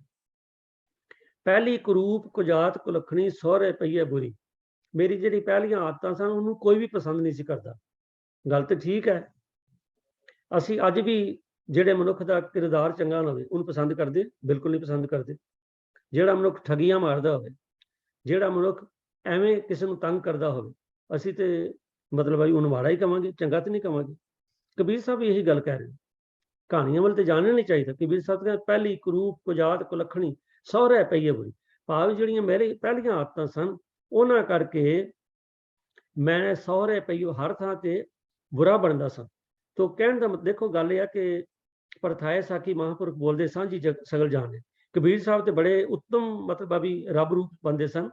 ਇਹ ਕਿਉਂਕਿ ਸ਼ਬਦ ਸੁਣਾਉਣ ਕਰਕੇ ਮੈਂ ਇਹ ਗੱਲ ਕਹਿ ਰਿਹਾ, ਵਰਨਾ ਤੇ ਕਬੀਰ ਸਾਹਿਬ ਬਾਰੇ ਗੱਲ ਕਹਿਣੀ ਜਿਹੜੀ ਇਹ ਬੜੀ ਵੱਡਾ ਮਤਲਬ ਵੀ ਬਹੁਤ ਵੱਡਾ ਮਤਲਬ ਭੁੱਲ ਹੈਗੀ ਹੈ। ਕਬੀਰ ਸਾਹਿਬ ਨੇ ਅਸਲ ਵਿੱਚ ਆਪਣੇ ਫਸਟ ਪਰਸਨ ਆਪਣੇ ਆਪ ਤੇ ਲਾ ਕੇ ਸਮਝਾਇਆ ਸਾਨੂੰ ਹੈ ਕਿ ਜਿਨ੍ਹਾਂ ਲੋਕਾਂ ਦੀ ਆਦਤਾਂ ਮਾੜੀਆਂ ਨੇ, ਉਹ ਕਰੂਪ ਨੇ, ਕੁਜਾਤ ਨੇ, ਕੁਲੱਖਣ ਨੇ, ਤੇ ਕਿਰਪਾ ਕਰਕੇ ਉਹਨਾਂ ਨੂੰ ਆਪਣੇ ਅੰਦਰੋਂ ਕੱਢੋ। ਬਾਣੀ ਦੀਆਂ ਤੁਕਾਂ 'ਚ ਵੀ ਸਾਨੂੰ ਬੜੀ ਵਾਰੀ ਐਸਾ ਕਿਹਾ ਕਿ ਕਾਮ ਕ੍ਰੋਧ ਲੋਭ ਝੂਠ ਨਿੰਦਾ ਇਨ ਤੇ ਆਪ ਛੁਡਾਵੋ, ਇਹ ਭੀਤਰ ਤੇ ਇਨਕੋ ਡਾਰੋ ਆਪਨ ਨਿਕਟ ਬੁਲਾਓ। ਮਹਾਰਾਜ ਗੁਰੂ ਅਰਜਨ ਸਾਹਿਬ ਸੱਚੇ ਪਾਤਸ਼ਾਹ ਦਾ ਫਰਮਾਨ ਹੈ। ਤੋ ਇਹਨਾਂ ਚੀਜ਼ਾਂ ਨੂੰ ਅੰਦਰੋਂ ਕੱਢਣ ਲਈ ਕਬੀਰ ਸਾਹਿਬ ਜੀ ਨੇ ਇਹ ਸ਼ਬਦ ਜਿਹੜਾ ਸਾਨੂੰ ਉਪਦੇਸ਼ ਦੇਣ ਲਈ ਉਚਾਰਿਆ ਹੈ। ਔਰ ਆਪਣੇ ਫਸਟ ਪਰਸਨ ਆਪਣੇ ਆਪ ਤੇ ਲਾ ਕੇ ਗੱਲ ਕਹਿੰਦੇ ਨੇ, ਪਹਿਲੀ ਕਰੂਪ ਕੁਜਾਤ ਕੁਲੱਖਣੀ ਸਹੁਰੇ ਪਈਏ ਬੁਰੀ, ਤੇ ਕਹਿੰਦੇ ਨੇ ਅਬ ਕੀ ਸਰੂਪ, ਆਹ ਅਬ ਕੀ ਸਰੂਪ, ਜਿਹੜੀ ਹੁਣ ਆਈ ਹੈ ਨਾ, ਭਾਵ ਜਿਹੜੀ ਮੇਰੀਆਂ ਹੁਣ ਵਾਦੀਆਂ, ਮਾੜੀਆਂ ਵਾਦੀਆਂ ਖਤਮ ਹੋ ਗਈਆਂ, ਚੰਗੀਆਂ ਵਾਦੀਆਂ ਆ ਗਈਆਂ। ਕਹਿੰਦੇ ਜਿਹੜੀ ਮੇਰੀ ਹੁਣ ਵਾਦੀਆਂ ਆ ਗਈਆਂ, ਭਾਵ ਮੈਂ ਝੂਠ ਛੱਡ ਦਿੱਤਾ, ਮੈਂ ਨਿੰਦਿਆ ਛੱਡ ਦਿੱਤੀ, ਮੈਂ ਚੁਗਲੀ ਛੱਡ ਦਿੱਤੀ, ਮੈਂ ਠੱਗੀਆਂ ਛੱਡ ਦਿੱਤੀਆਂ, ਬੇਈਮਾਨੀਆਂ ਛੱਡ ਦਿੱਤੀਆਂ। ਹਾਲਾਂਕਿ ਮੈਂ ਇੱਕ ਬੇਨਤੀ ਕਰਦੇ ਹਾਂ, ਮੈਂ ਗੱਲ ਟਰਾਂਸਫੋਰਮੇਸ਼ਨ ਤਬਦੀਲੀ ਦੀ ਕਰਦਾ ਸਾਂ, ਤੇ ਇੱਥੇ ਮੈਂ ਇੱਕ ਬੇਨਤੀ ਕਰਨ ਲੱਗਾ ਕਿ ਮਾੜੀ ਆਦਤ ਜਿਹੜੀ ਹੈ ਉਹ ਤੇ ਆਪਣੇ ਆਪ ਕਰ ਜਾਂਦੀ ਹੈ। ਹਾਲਾਂਕਿ ਚੰਗੀਆਂ ਆਦਤਾਂ ਤੇ ਬਣਦੀਆਂ ਨਾ, ਪਰ ਜਿਹੜੀਆਂ ਮਾੜੀਆਂ ਆਦਤਾਂ ਨੇ ਇਹ ਤੇ ਅਚਾਨਕ ਹੀ ਆ ਜਾਂਦੀਆਂ ਨੇ। ਜਿਹੜੀਆਂ ਮਾੜੀਆਂ ਆਦਤਾਂ ਨੇ ਇਹ ਬੜਾ ਇਹਨਾਂ ਲਈ ਕੋਈ ਚੇਂਜ ਕਰਨ ਦੀ ਲੋੜ ਨਹੀਂ, ਇਹ ਆਪਣੇ ਆਪ ਹੀ ਆ ਜਾਂਦੀਆਂ ਨੇ। ਜਿਵੇਂ ਕਿਤੇ ਵੀ ਕੋਈ ਮਤਲਬ ਹੈ ਵੀ ਅੱਛੀ ਚੀਜ਼ ਪਈ ਹੋਵੇ ਤੇ ਉਹਦੇ ਤੇ ਕੋਈ ਕਿਰਮ ਆ ਕੇ ਬੈਠ ਜਾਂਦਾ ਹੈ, ਇਸੇ ਤਰ੍ਹਾਂ ਜਿਹੜੀ ਮਾੜੀਆਂ ਆਦਤਾਂ ਨੇ ਕਿਰਮ ਨੇ, ਇਹ ਚੰਗੀ ਚੀਜ਼ ਤੇ ਆ ਕੇ ਬੈਠਦੀਆਂ ਨੇ। ਜਿਸ ਵੇਲੇ ਸਾਡੇ ਅੰਦਰ ਕੋਈ ਚੰਗਿਆਈ ਹੁੰਦੀ ਹੈ, ਨਾਲ ਹੀ ਮਾੜੀ ਦਾ ਇਨਫਲੂਐਂਸ ਆ ਜਾਂਦਾ ਹੈ। ਔਰ ਹੁੰਦਾ ਬਹੁਤੀ ਵਾਰੀ ਇਹ ਹੈ ਕਿ ਅਸੀਂ ਚੰਗੀਆਂ ਛੱਡ ਕੇ ਮਾੜੀਆਂ ਧਾਰਨ ਕਰ ਲੈਂਦੇ। ਤੋ ਮੈਂ ਇਸ ਕਰਕੇ ਬੇਨਤੀ ਕਰ ਰਿਹਾ ਕਿ ਚੰਗੀਆਂ ਆਦਤਾਂ ਤੇ ਬਣਦੀਆਂ ਨੇ, ਪਰੰਤੂ ਮਾੜੀਆਂ ਆਦਤਾਂ ਜਿਹੜੀਆਂ ਨੇ ਉਹ ਆਪਣੇ ਆਪ ਘਰ ਕਰ ਜਾਂਦੀਆਂ। ਤੋ ਇੱਥੇ ਜਿਹੜਾ ਕਬੀਰ ਸਾਹਿਬ ਜੀ ਲਿਖਿਆ ਅਬ ਕੀ ਸਰੂਪ, ਚੰਗੀ ਆਦਤ।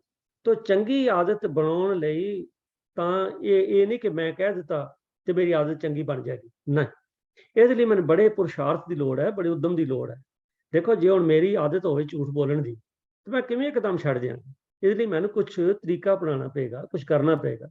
ਜੇ ਮੈਂ ਬੇਈਮਾਨ ਹਾਂ, ਬੇਈਮਾਨੀ ਕਰਦਾ ਹਾਂ, ਆਪਣੇ ਵਪਾਰ 'ਚ ਬੇਈਮਾਨੀ ਕਰਦਾ ਹਾਂ, ਤੇ ਜਿਸ ਵੇਲੇ ਬੇਈਮਾਨੀ ਬੰਦਾ ਕਰਦਾ ਨਾ, ਤੇ ਉਹ ਮਹਾਰਾਜ ਦੀ ਬਾਣੀ 'ਚ ਲੈਣਾ ਬਹੁਤ ਪ੍ਰਪੰਚ ਕਰ ਪਰਤਨ ਲਿਆਵੇ, ਪਰਦਾਰਾ ਪੈ ਆਨ ਲੁਟਾਵੇ, ਮਨ ਮੇਰੇ ਭੂਲੇ ਕਪਟ ਨਾ ਕੀਜੇ, ਅੰਤ ਨਬੇਰਾ ਤੇਰੇ ਜੀ ਪੇ ਲੀਜੇ। ਪਰ ਸਾਨੂੰ ਇਹ ਗੱਲਾਂ ਕਿੱਥੇ ਯਾਦ ਆਉਂਦੀਆਂ ਨੇ? ਅਸੀਂ ਉੱਥੇ ਤਾਂ ਘਟ ਕੇ ਆ ਕਿ ਬਹੁਤ ਪ੍ਰਪੰਚ ਕਰ ਪਰਤਨ ਲਿਆਵੇ, ਸੁਦਾਰਾ ਪੈ ਆਨ ਲੁਟਾਵੇ, ਇਹ ਦੋ ਤੁਕਾਂ ਹੀ ਸਾਨੂੰ ਯਾਦ ਨੇ। ਤੋ ਉਹਦੇ 'ਚ ਇਹ ਅਗਰ ਅੱਜ ਮੈਂ ਬੇਈਮਾਨੀ ਛੱਡਣੀ ਹੋਵੇ ਤੇ ਮੈਂ ਓਵਰਨਾਈਟ ਨਹੀਂ ਛੱਡ ਸਕਾਂਗਾ।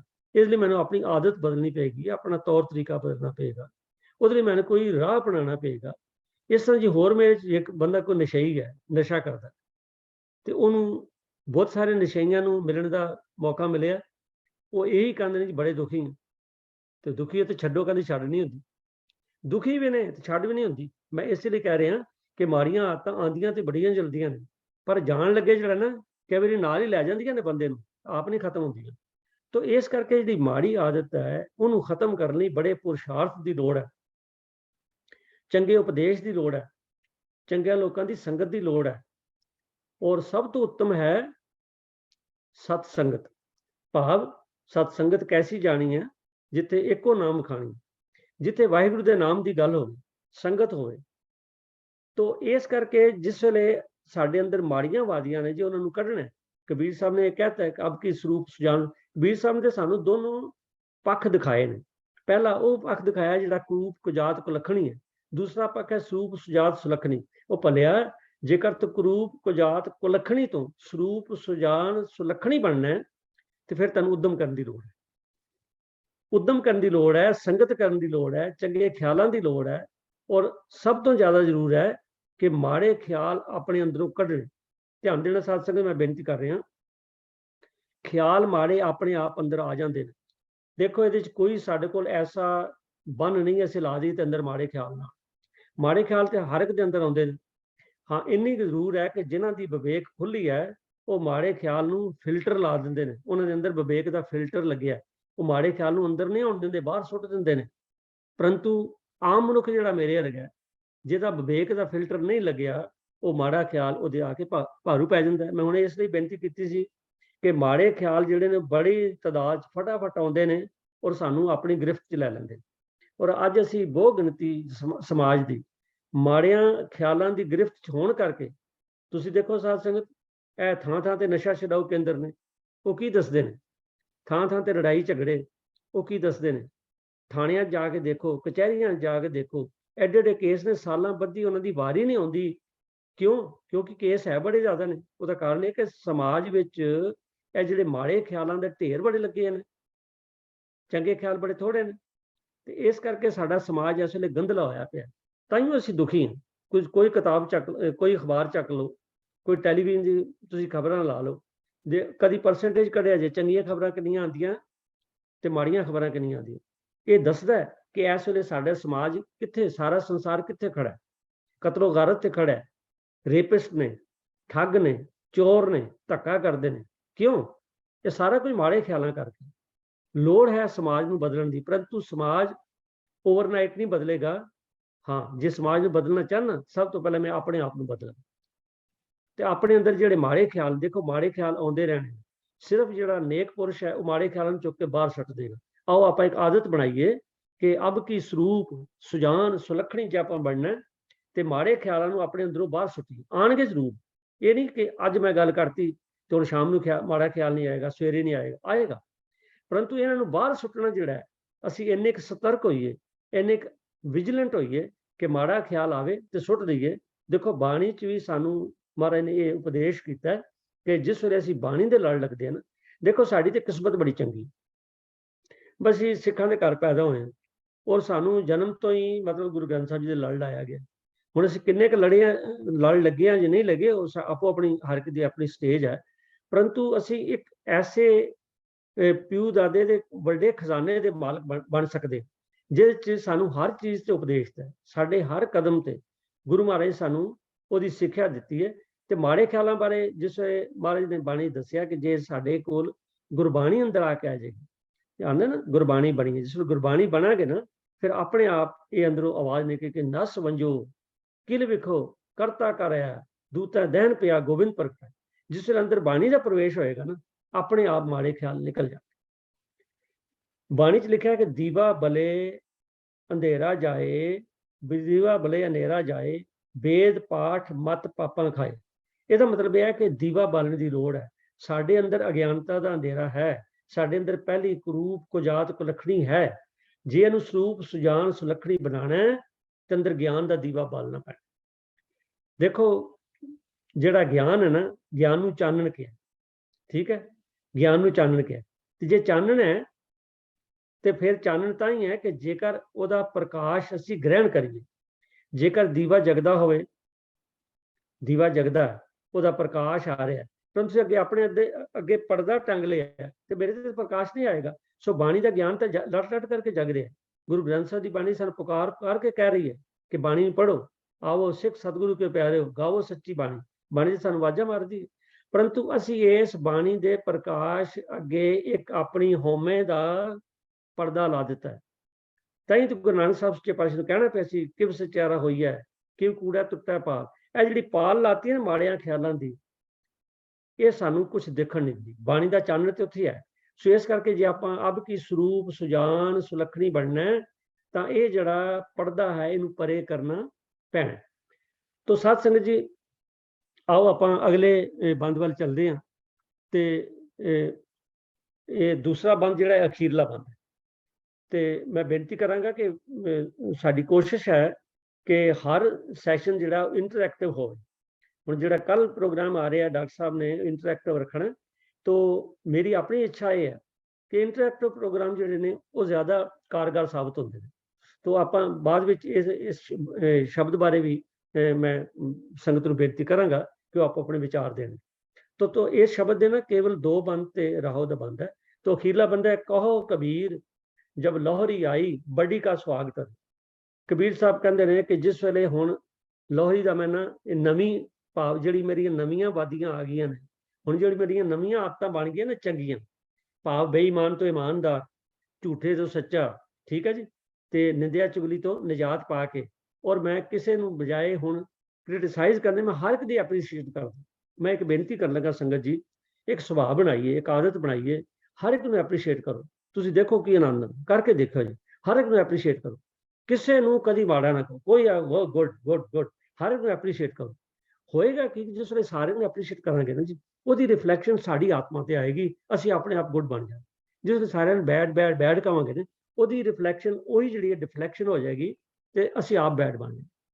ਕਹਿੰਦੇ ਨਾ ਜੈਸਾ ਸੇਵੇ ਤੈਸਾ ਹੋਏ। ਸੋ ਇਸ ਕਰਕੇ ਆਓ, ਇਹ ਜਿਹੜਾ ਦੂਜਾ ਬੰਦ ਹੈ, ਕਬੀਰ ਜਬ ਲੋਹਰੀ ਆਈ ਬੜੀ ਕਾ ਸੁਆਗਤ ਹੈ। ਕਹਿੰਦੇ ਚਲ ਮੇਰੀਆਂ ਨਵੀਆਂ ਆਦਤਾਂ ਆ ਗਈਆਂ, ਪਹਿਲੀਆਂ ਆਦਤਾਂ ਆਪੇ ਖਤਮ ਹੋ ਗਈਆਂ। ਹੁਣੇ ਪੜ੍ਹਿਆ ਨਾ, ਦੀਵਾ ਬਲੇ ਅੰਧੇਰਾ ਜਾਏ, ਵੇਦ ਪਾਠ ਮਤ ਪਾਪਾਂ ਖਾਏ, ਉਹ ਤੇ ਆਪੇ ਖਤਮ ਹੋ ਗਿਆ, ਨਿਕਲ ਗਏ। ਲੋਹਰੀ ਸੰਗ ਪਈ ਅਬ ਮੇਰਾ, ਕਹਿੰਦੇ ਹੁਣ ਨਵੀਂ ਲੋਹਰੀ ਮੈਨੇ ਨਵੀਂ, ਛੋਟੀ ਛੋਟੀ ਭਾਵ ਨਵੀਂ, ਨਵੀਆਂ ਆਦਤਾਂ ਹੁਣ ਮੇਰੇ ਸੰਗ ਨੇ। ਤੇ ਜੇਠੀ ਔਰਤ ਨੇ ਜਿਹੜੀਆਂ ਪਹਿਲੀਆਂ ਆਦਤਾਂ ਪਤਾ ਨਹੀਂ ਕਿੱਥੇ ਚਲੇ ਗਈਆਂ, ਚਲੇ ਉਹ ਨਿਕਲ ਗਈ, ਭਾਵ ਘੱਟੋ ਘੱਟ ਮੇਰਾ ਖਹਿੜਾ ਛੱਡ ਗਈ। ਸਤਿਗੁਰੂ ਕਿਰਪਾ ਕਰਨ ਕਿਤੇ ਸਾਡੀ ਇਹੋ ਜਿਹੀ ਅਵਸਥਾ ਬਣ ਜਾਏ ਕਿ ਲੋਹਰੀ ਸੰਗ ਪਈ ਅਬ ਮੇਰੇ, ਸਾਡੇ ਕੋਲ ਨਵੀਆਂ ਆਦਤਾਂ ਦਾ ਸੰਗ੍ਰਹਿ ਆ ਜਾਏ, ਤੇ ਜੇਠੀ ਔਰਤ ਨੇ ਜਿਹੜੀਆਂ ਮੇਰੀਆਂ ਮਾੜੀਆਂ ਪੁਰਾਣੀਆਂ ਵਾਦੀਆਂ ਨੇ ਉਹ ਸਾਰੀਆਂ ਇੱਥੋਂ ਨਿਕਲ ਜਾਣ, ਕਿੰਨਾ ਆਨੰਦ ਆਵੇ। ਇਹੋ ਜਿਹਾ ਆਪਣੇ ਮਨ 'ਚ ਅਸੀਂ ਇੱਕ ਨਕਸ਼ਾ ਜਿਹਾ ਬਣਾਈ। ਹੁਣ ਮੈਂ ਬੇਨਤੀ ਕਰਨ ਲੱਗਾ, ਜਿਸ ਵੇਲੇ ਮਨੁੱਖ ਮਾੜੀ ਆਦਤ ਛੱਡਦਾ ਨਾ, ਦੇਖੋ ਮੈਂ ਪਹਿਲੇ ਕਿਹਾ ਕਿ ਛੱਡਣੀ ਬੜੀ ਔਖੀ, ਪਰ ਇਹ ਨਹੀਂ ਮੈਂ ਕਹਿ ਸਕਦਾ ਕਿ ਇੰਪੋਸੀਬਲ, ਪੋਸੀਬਲ। ਬੜੇ ਲੋਕ ਜਿਹੜੇ ਨੇ ਸਾਡੇ ਤੇ ਇਤਿਹਾਸ ਵਿੱਚ ਪਤਾ ਲੱਗਦਾ ਵੀ ਜਿਹੜੇ ਠੱਗੀਆਂ ਮਾਰਨ ਵਾਲੇ ਸਨ ਉਹ ਸਾਧ ਬਣ ਗਏ, ਜਿਹੜੇ ਚੋਰ ਸਨ ਗੁਰੂ ਘਰ ਦੇ ਪ੍ਰਚਾਰਕ ਬਣ ਗਏ। ਇਸ ਕਰਕੇ ਇੰਪੋਸੀਬਲ ਨਹੀਂ ਹੈ। ਹਾਂ, ਅਸੀਂ ਵੱਡਾ ਜੇਰਾ ਰੱਖੀਏ ਔਰ ਅਸੀਂ ਇਹ ਵੀ ਚੜ੍ਹਦੀ ਕਲਾ 'ਚ ਜਾਈਏ ਵੀ ਨਹੀਂ, ਇਹ ਮਤਲਬ ਪੋਸੀਬਲ ਹੈ, ਮੇਰੇ ਲਈ ਪੋਸੀਬਲ। ਮੈਂ ਇਹ ਨਾ ਕਹਾਂ ਪੋਸੀਬਲ ਹੈ, ਮੈਂ ਕਹਾਂ ਮੇਰੇ ਲਈ ਪੋਸੀਬਲ ਹੈ, ਤਾਂ ਆਈ ਸ਼ੁੱਡ ਟਰਾਈ।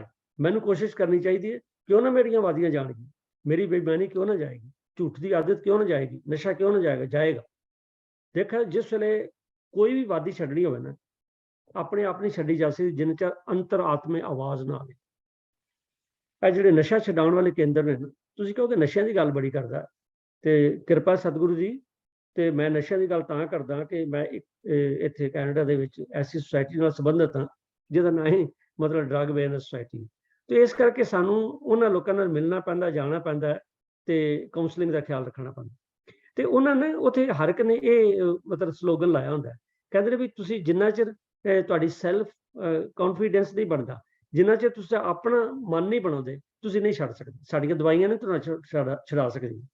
ਇਹ ਜਿਹੜੇ ਨਸ਼ਾ ਛਡਾਓ ਕੇਂਦਰਾਂ 'ਚ ਲੋਕੀ ਦਾਖਲ ਹੁੰਦੇ ਨੇ, ਕਈ ਵਾਰ 3-3 ਮਹੀਨੇ ਦਾਖਲ ਹੁੰਦੇ ਨੇ, ਠੀਕ ਹੋ ਜਾਂਦੇ ਨੇ, ਨਸ਼ਾ ਛੱਡ ਜਾਂਦੇ ਨੇ, ਪਰ ਜਿਉਂ ਹੀ ਬਾਹਰ ਆਉਂਦੇ ਨੇ ਫਿਰ ਸ਼ੁਰੂ ਹੋ ਜਾਂਦੇ ਨੇ। ਉਹਦਾ ਕਾਰਨ ਇਹ ਹੈ ਕਿ ਵਿਲ ਪਾਵਰ ਨਹੀਂ ਬਣੀ। ਸੋ ਵਿਲ ਪਾਵਰ ਨਾਲ ਅਸੀਂ ਕੁਝ ਵੀ ਕਰ ਸਕਦੇ ਹਾਂ।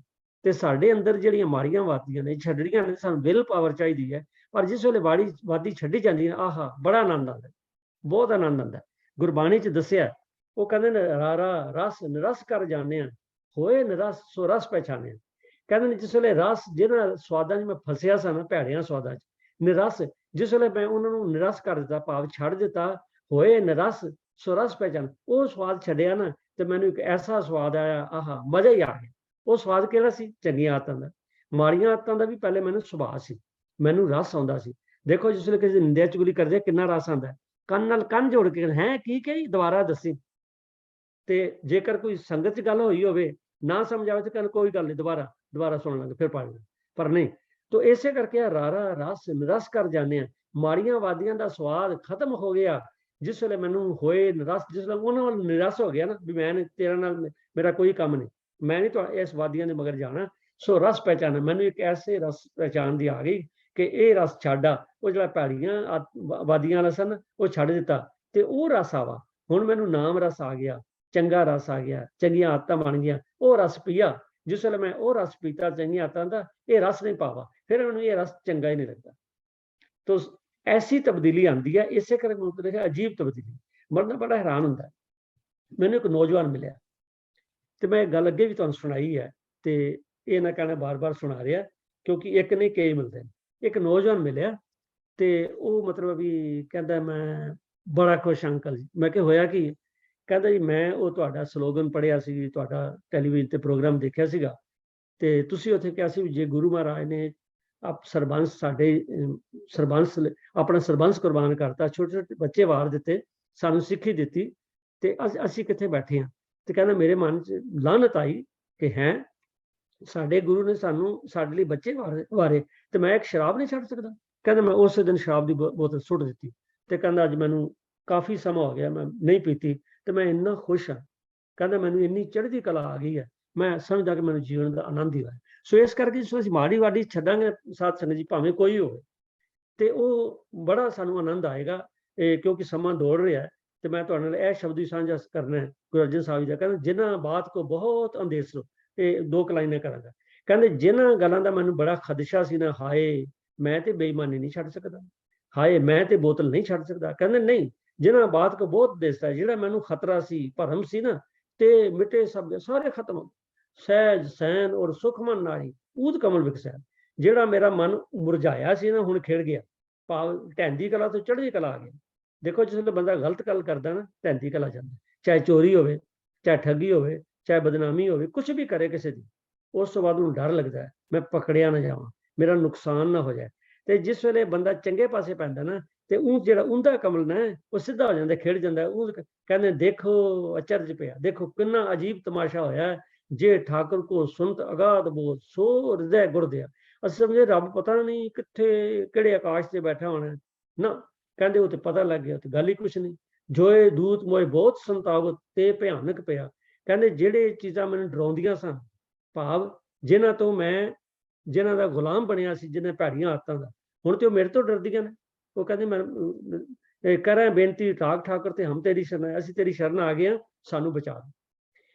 ਕਹਿਣ ਦਾ ਮਤਲਬ ਇਹ ਹੈ ਕਿ ਇੱਕ ਐਸੀ ਅਜੀਬ ਤਬਦੀਲੀ ਆਉਂਦੀ ਹੈ ਤੇ ਬੰਦਾ ਬਹੁਤ ਚੜ੍ਹਦੀ ਕਲਾ ਜਾਂਦਾ ਹੈ। ਮਾੜੀ ਆਦਤ ਛੱਡ ਕੇ ਤੇ ਵੇਖੀਏ। ਦੇਖੋ ਸਾਡੇ ਅੰਦਰ ਮਾੜੀਆਂ ਆਦਤਾਂ ਦਾ ਅੰਬਾਰ ਲੱਗਿਆ, ਪਰ ਡਰਨਾ ਨਹੀਂ ਹੈ, ਡਰਨਾ ਨਹੀਂ। ਅੰਬਾਰ ਵੀ ਖਤਮ ਹੋ ਜਾਂਦੇ ਹੁੰਦੇ ਨੇ ਜੇਕਰ ਆਪਾਂ ਇੱਕ ਵਾਰੀ ਇਨੀਸ਼ੀਏਟ ਕਰਦੀ, ਸ਼ੁਰੂ ਕਰਦੀ। ਤਾਂ ਆਓ ਆਪਾਂ ਸ਼ੁਰੂ ਕਰੀਏ ਕਿ ਅੱਜ ਇਹ ਵਾਦੀ ਛੱਡਣੀ ਹੈ, ਅਗਲੇ ਹਫਤੇ ਇਹ ਵਾਦੀ ਛੱਡਣੀ ਹੈ। ਉਹਨੂੰ ਨਾਲ ਆਪਾਂ ਰੋਜ਼ ਇੱਕ ਵਾਰੀ ਉਹਦਾ ਕਰਕੇ ਦੇਖੀ ਵੀ ਮੈਨੂੰ ਫਰਕ ਪਿਆ।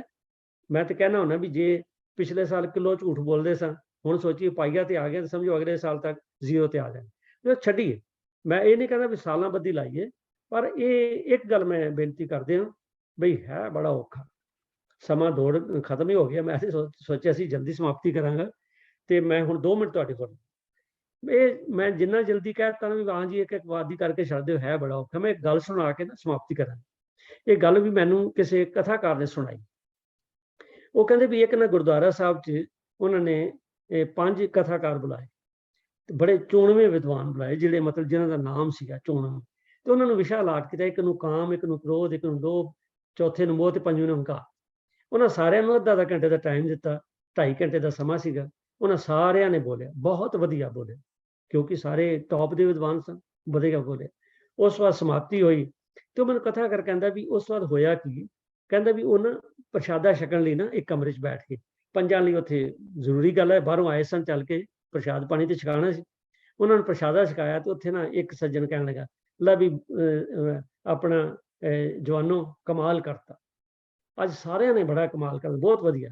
ਪਰ ਕਹਿੰਦਾ ਜਿਹੜਾ ਹੰਕਾਰ ਦੇ ਵਿਸ਼ੇ ਤੇ ਮੈਂ ਬੋਲਿਆ ਨਾ, ਉਹਦਾ ਤੇ ਮਾਤ ਉਹਦੇ ਤੇ ਮੁਕਾਬਲਾ ਹੀ ਕੋਈ ਨਹੀਂ। ਕਹਿਣ ਦਾ ਮਤਲਬ ਇਹ ਵੀ ਹੰਕਾਰ ਤੇ ਬੋਲ ਕੇ ਉਹਦਾ ਵੀ ਹੰਕਾਰ ਹੈ। ਕਹਿੰਦਾ ਵੀ ਤੁਸੀਂ ਬਹੁਤ ਕਮਾਲ ਕੀਤਾ, ਪਰ ਜਿਹੜਾ ਮੈਂ ਹੰਕਾਰ ਦਾ ਵਿਸ਼ਾ ਨਿਭਾਇਆ ਨਾ, ਕਹਿੰਦਾ ਉਹਦੀ ਤੇ ਕਹਿੰਦਾ ਉਹਦੀ ਕੋਈ ਦੇਣ ਹੀ ਨਹੀਂ ਦੇ ਸਕਦਾ। ਕਹਿੰਦਾ ਬਹੁਤ ਤਾਪ ਦਾ ਹੋਇਆ ਸੀ। ਮਤਲਬ ਹੰਕਾਰ ਦੇ ਵਿਸ਼ੇ ਤੇ ਬੋਲ ਕੇ ਹੰਕਾਰ ਆ ਗਿਆ। ਸੋ ਇਸ ਕਰਕੇ ਮੈਂ ਤਾਂ ਬੇਨਤੀ ਕੀਤੀ ਹੈ ਵੀ ਮਾੜੀਆਂ ਵਾਦੀਆਂ ਐਡੀਆਂ ਜਲਦੀ ਨਹੀਂ ਛੱਡੀਆਂ ਪੈਣੀਆਂ। ਇਹ ਤੇ ਇੰਝ ਹੈ ਵੀ ਜਿਸ ਵੇਲੇ ਬੰਦਾ ਕਹੇ ਨਾ ਹੁਣ ਮੇਰਾ ਚਾਰਾ ਹੀ ਕੋਈ ਨਹੀਂ, ਹੁਣ ਮੈਨੂੰ ਇਹ ਜੰਮ ਪੈ ਹੀ ਗਏ ਨੇ, ਭਾਵੇਂ ਆ ਕੋਈ ਮੈਨੂੰ ਠੱਗ ਪੈ ਹੀ ਗਏ ਨੇ, ਫਿਰ ਬੰਦਾ ਕਹਿੰਦਾ ਹੁਣ ਜਾਂ ਜਿਉਣਾ ਜਾਂ ਮਰਨਾ, ਫਿਰ ਉਹ ਪਰਵਾਹ ਨਹੀਂ ਕਰਦਾ, ਫਿਰ ਉਹ ਆਪਸ ਸੀਸ ਲੇਖੇ ਲਾ ਦਿੰਦਾ। ਸੋ ਇਸ ਕਰਕੇ ਮਾੜੀਆਂ ਆਦਤਾਂ ਛੱਡਣਾ, ਸੀਸ ਲੇਖੇ ਲਾ। ਸੀਸ ਲਿਖੇ ਲਾਉਣ ਦਾ ਮਤਲਬ ਹੈ ਕਿ ਅਸੀਂ ਹੁਣ ਇਹ ਨਾ ਸੋਚੀਏ ਕਿ ਫਲਾਣੀ ਚੀਜ਼ ਕਿੱਦਾਂ ਕਰਦੇ ਸੀ, ਇਹ ਕਿੱਦਾਂ ਕਰਦੇ ਸੀ, ਅਸੀਂ ਫੋਕੀ ਸ਼ੋਹਰਤ, ਫੋਕੀ, ਸਾਨੂੰ ਤੇ ਇੰਨਾ ਹੰਕਾਰ ਹੈ ਕਿ ਅਸੀਂ ਦੇਖਦੇ ਰਹਿੰਦੇ ਹਾਂ ਕਿ ਇਹ ਮੇਰੀ ਗੱਲ ਕਿੰਨਿਆਂ ਨੇ ਸੁਣੀ ਹੈ, ਇਹ ਕਿੰਨਿਆਂ ਨੇ ਦੇਖੀ ਹੈ। ਇਹ ਹੰਕਾਰ ਨੇ, ਇਹ ਵੀ ਸੂਖਸ਼ਮ ਹੰਕਾਰ ਹੈ, ਛੱਡਣਾ ਬੜਾ ਔਖਾ ਹੈ। ਤੇ ਆਓ ਸਤਿਗੁਰੂ ਅੱਗੇ ਅਰਦਾਸ ਕਰੀ, ਸਤਿਗੁਰੂ ਜੀ ਅੱਜ ਅਸੀਂ ਕਬੀਰ ਸਾਹਿਬ ਜੀ ਦਾ ਸ਼ਬਦ ਸੁਣਿਆ ਤੇ ਅਸੀਂ ਵੀ ਕਹੀਏ ਕਿ ਭਲੀ ਸੁਰੀ ਮੂਈ ਮੇਰੀ ਪਹਿਲੀ ਬੜੀ, ਜੁਗ ਜੁਗ ਜੀਵੋ ਮੇਰੀ ਅਬ ਕੀ ਤਰੀ। ਪਰ ਕਹਿ ਲਈ ਆਦਤਾਂ ਦੀ, ਜਿਹੜੀ ਗੱਲ ਮੈਂ ਪਹਿਲੇ ਸੁਣਾਈ ਉਹ ਨਾ ਕਿਤੇ ਕਹਿ ਦੇਣਾ। ਤੋ ਭਲੀ ਸੁਰੀ ਮੂਈ ਮੇਰੀ ਪਹਿਲੀ ਬੜੀ, ਜੁਗ ਜੁਗ ਜੀਵੋ ਮੇਰੀ ਅਬ ਕੀ। ਤੋ ਸਤਸੰਗੀਓ, ਵਿਚਾਰ ਕਰਦੇ ਹੋ ਗਈਆਂ ਬਹੁਤ ਸਾਰੀਆਂ ਗਲਤੀਆਂ ਭੁੱਲਾਂ ਲਈ ਆਪਸ ਖਿਮਾ ਮਰਦਾ। ਤੋ ਆਓ ਖਿਮਾ ਕਰ ਦੇਣਾ, ਫਤਿਹ ਦੀ ਸਾਂਝ ਕਰੀਏ ਜੀ। ਵਾਹਿਗੁਰੂ ਜੀ ਕਾ ਖਾਲਸਾ, ਵਾਹਿਗੁਰੂ ਜੀ ਕੀ ਫਤਿਹ।